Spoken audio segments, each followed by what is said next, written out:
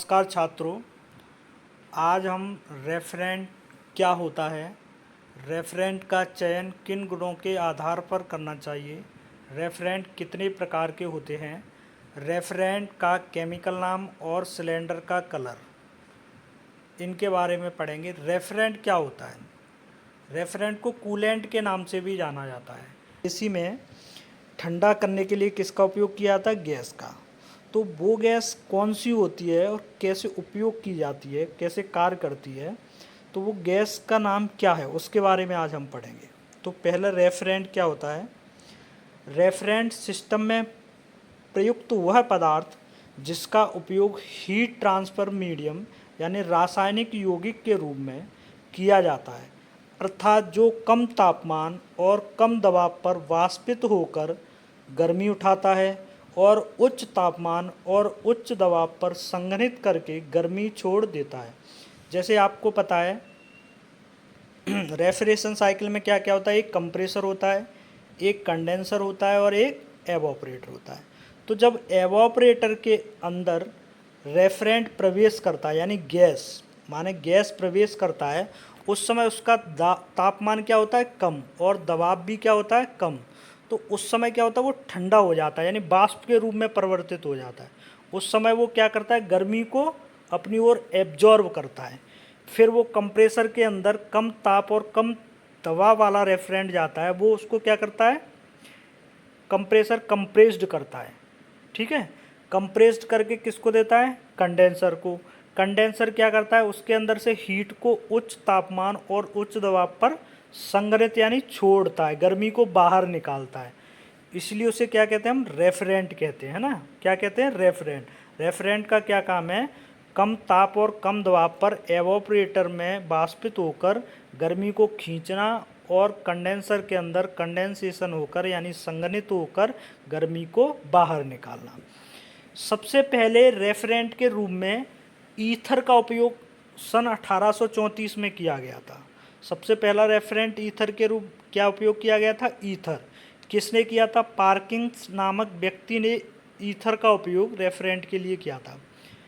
अब जैसे मार्केट में जाते हैं हम तो रेफरेंट को कैसे लेते हैं? R717, R22, R134 से। तो ये जो R और नंबर आया, ये कहाँ से आया? तो जो नंबर और R दिया गया, ये American society of heating refrigeration and air conditioning engineers द्वारा इसकी खोज की गई कि अगर मान लो कोई गैस लेने जाते हो तो उसके गैस तो कैसे मिलती हैं? केमिकल नाम में मिलेंगे। जैसे मुझे दे दो डाइक्लोरो फ्लोरो मीथेन दे दो, दुकानदार भी कहेगा पता नहीं कौन सी टैबलेट मांग रहा है या गैस मांग रहा है।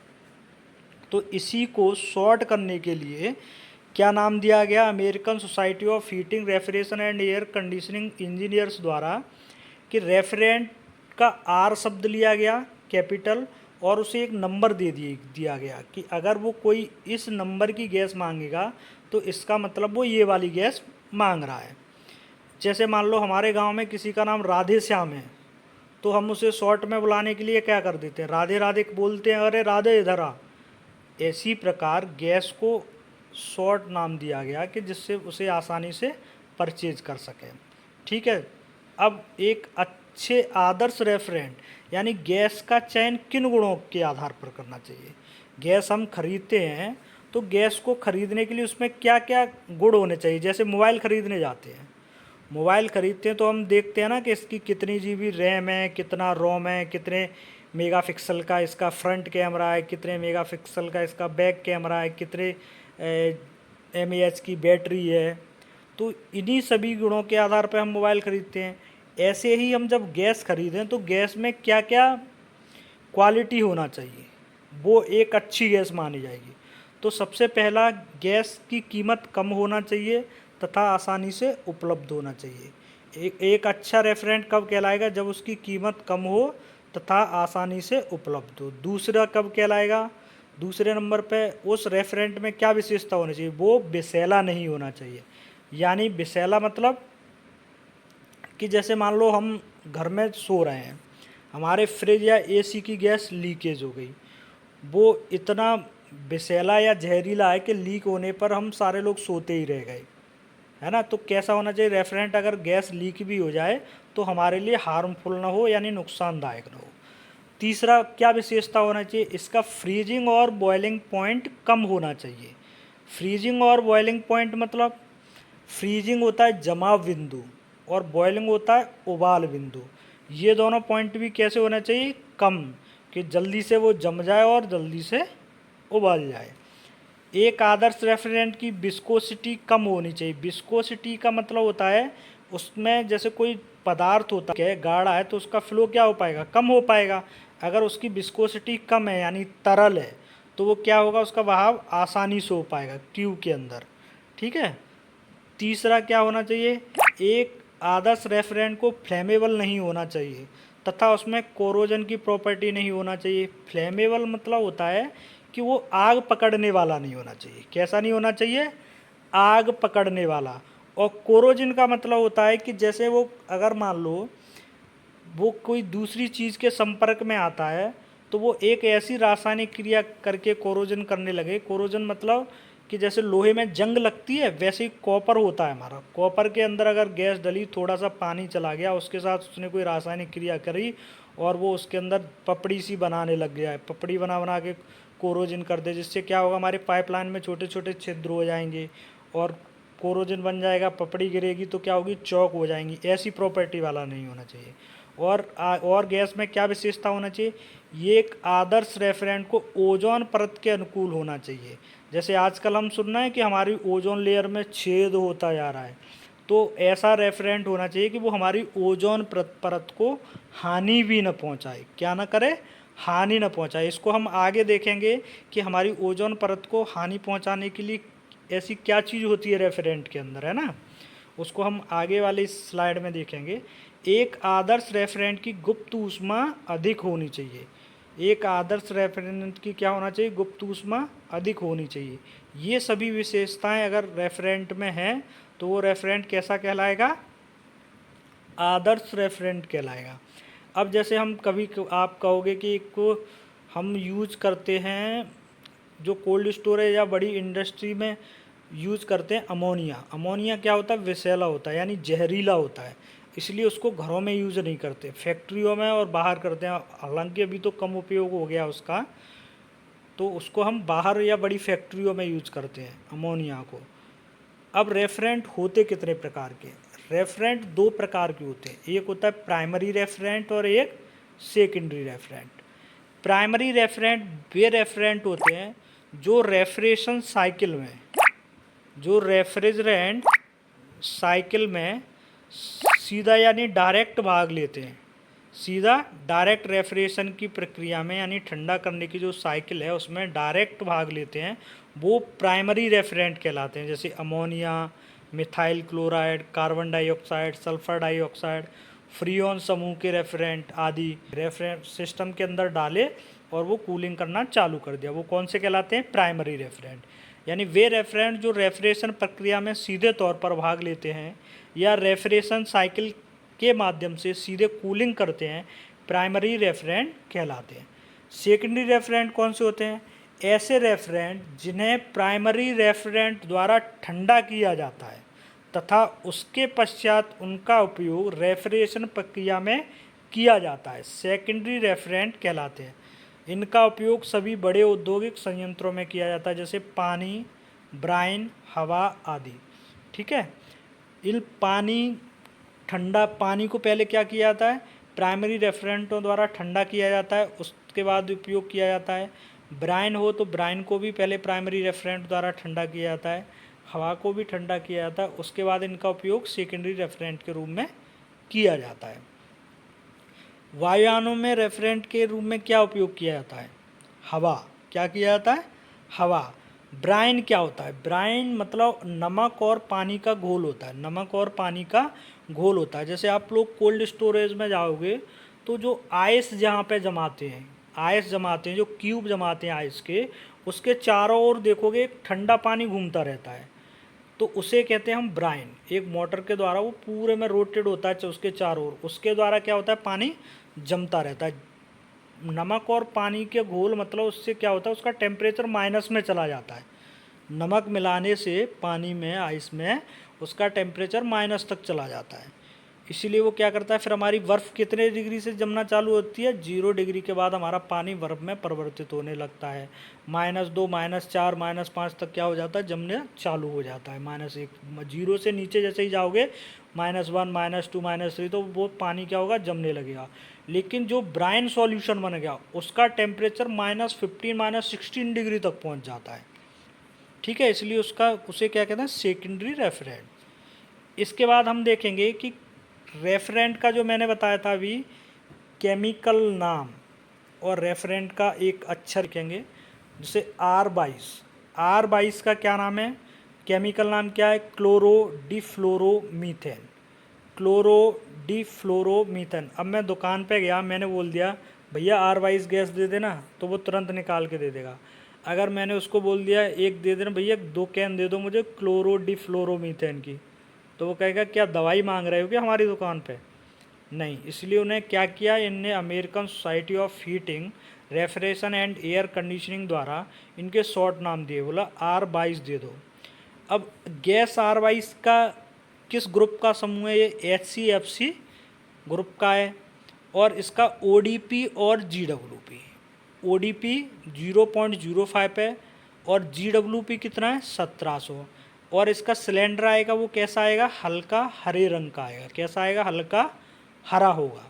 अब ये ODP GWP क्या होते हैं? ODP का मतलब होता है ओजोन डिप्लेशन पोटेंशियल, GWP का मतलब होता है ग्लोबल वार्मिंग पोटेंशियल। ODP मतलब ओजोन डिप्लेशन पोटेंशियल, GWP का ग्लोबल वार्मिंग पोटेंशियल। अब ये ODP और GWP का फुल फॉर्म बहुत बार परीक्षा में पूछा जाता है कि ODP का पूरा नाम क्या है, GWP का पूरा नाम है। नीचे मैंने लिख रखा है, फिर भी आप देख लें, मैं बता रहा हूँ। ODP यानी ओजोन डिप्लेशन पोटेंशियल, GW मतलब ग्लोबल वार्मिंग पोटेंशियल। ये दोनों कम होना चाहिए, रेफरेंट के कम से कम होना चाहिए। तो वो रेफरेंट क्या है, अमोनिया जहरीला तो है, लेकिन अमोनिया का ODP भी 0 है और GWP भी 0, इसलिए उसे बंद नहीं किया गया है। ठीक है, ये मैंने वही रेफरेंटों की टेबल बनाई है जो रेफरेंट अधिकतर आजकल यूज हो रहे हैं। जो रेफरेंट बैन कर दिए गए हैं, जो मैंने अभी बताया था, American society of heating, reference and air conditioning द्वारा जो बंद कर दिए गए हैं रेफरेंट, उनको नहीं मैंने बनाया। आजकल जो मार्केट में अवेलेबल हैं और ज़्यादातर यूज हो रहे हैं अधिकतर, उन रेफरेंटों के नाम मैंने इसमें दिए है ना। R22 को भी देखो, इसका ODP कितना है, 0.05 है। इसको भी 2030 तक सुनना है कि ये पूरी तरीके से बैन हो जाएगा 2030 तक। अभी भी देख रहे होगे तुम लोग, मार्केट में जो AC आ रहे हैं वो R22 के बहुत कम आ रहे हैं, ज़्यादातर आ रहे हैं R32 और R410A के। ठीक है, समझ गए। तो R22 का केमिकल नाम क्या है, क्लोरोडिफ्लोरोमीथेन, और किस ग्रुप का, ये HCFC ग्रुप का है। ODP इसका 0.05 है, GWP इसका 1700 है, और सिलेंडर का कलर कौन सा है, हल्का हरे कलर का मिलेगा। अब आते हैं R134 से। ये गैस फ्रिज के अंदर यूज की जाती है, R22 AC के अंदर की जाती थी, ये फ्रिज के अंदर करी जाती है। इसका नाम है टेट्राफ्लोरोईथेन। इसका क्या नाम है, टेट्राफ्लोरोईथेन। और जो नीचे लिखा है ना CF3CH2F, ये इसका केमिकल फॉर्मूला है ना। और किस ग्रुप का, ये HFC ब्लेंड का, HFC समूह का है। इसका ODP 0 है और GWP कितना है, 1300। और इसके सिलेंडर का कलर मिलेगा आपको हल्का नीला। नीचे फिर दिया एक R600A, नीचे दिया गया एक R600A। ये R600A भी फ्रिज के अंदर यूज़ किया जाता है, इसको आइसोब्यूटेन बोलते हैं। इसका केमिकल फार्मूला नीचे दिया गया C4H10, और ये हाइड्रोकार्बन समूह का है। इसका ODP 0 है और GWP भी 0 है। GWP इसका 3 है, और ये किस रूप में पाया जाता है, हल्का हरा। किस में पाया जाता है, हल्का हरा। अब R717, ये अमोनिया, ये बड़े बड़े उद्योगों में यूज किया जाता है, जैसे कोल्ड स्टोरेज और बड़ी बड़ी फैक्ट्रियों में। ये इनऑर्गेनिक कंपाउंड है, यानी प्राकृतिक है, इनऑर्गेनिक कंपाउंड है। और ये इसका ODP भी 0 है और GWP भी 0 है। ये हल्का हरा होता है, या सिलेंडर का कलर या इसका स्लेटी या ग्रे कलर का रहेगा। R410A रेफरेंट, ये आजकल मिल रहा है।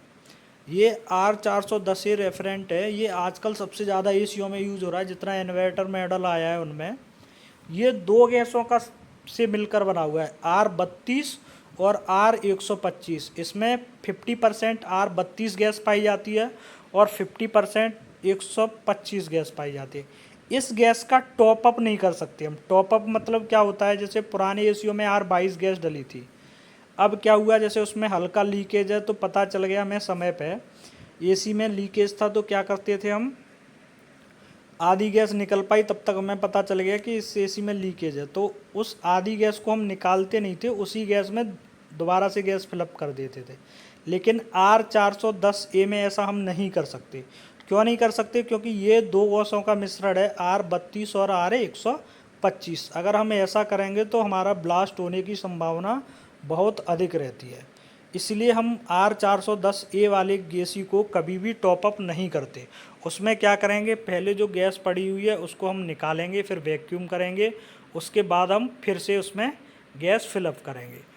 R32 डाईफ्लोरोमीथेन, इसका भी ODP 0 है और GWP 650 है। इसीलिए आजकल देखोगे अब R410A के भी कम आने लगे, R32 के ज़्यादा तरह आ रहे हैं। इसके सिलेंडर का कलर हल्का नीला होगा। R404A, ये तीन गैसों से का मिश्रण है। पेंटाफ्लोरोईथेन यानी R125, R134A टेट्राफ्लोरोईथेन और R143 यानी ट्राईफ्लोरोईथेन। ये भी HFC समूह का है।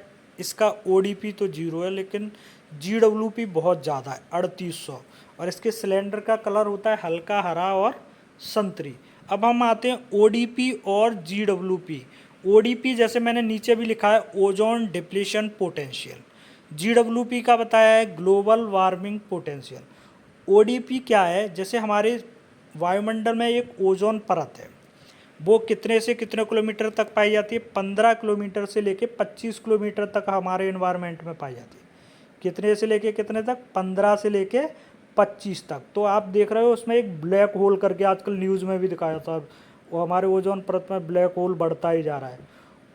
उसको हानिकारक, अगर जितना ज़्यादा ODP होगा वो गैस क्या करेगी, उतना ज़्यादा इफेक्ट पहुंचाएगी। इसलिए देखते हैं सबसे कम ODP वाली गैस यूज़ करते हैं। तो ओजोन परत को जो नुकसान पहुंचा रहे हैं, तो उसको जो वो ODP बोलते हैं। इसीलिए देखते हैं हम कि ओजोन परत को हमारे को ये रेफरेंट हानि पहुंचाएगा या नहीं।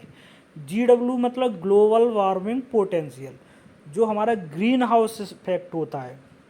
ग्रीन हाउस इफेक्ट के बारे में तो पढ़ा होगा सारे लोगों ने साइंस में। तो जो ग्रीन हाउस इफेक्ट भी पैदा कर रहे हैं, कि वो भी देखते हैं कि GWP ज़्यादा नहीं होना चाहिए। जिस गैस का ज़्यादा होगा वो ज़्यादा ग्रीन हाउस इफेक्ट पैदा करेगा, है ना। इसीलिए क्या करते हैं हम, GWP उस गैस का कम होना चाहिए। अगर आपको मेरा वीडियो पसंद आया हो तो लाइक एंड सब्सक्राइब करें और बेल आइकन दबाएं, जिससे मैं आगे भी कोई वीडियो अपलोड करता हूं तो जिसका नोटिफिकेशन आपके पास आ जाए। थैंक यू, धन्यवाद। आशा करता हूं कि आपको ये वीडियो समझ में आ गया होगा। Thank you.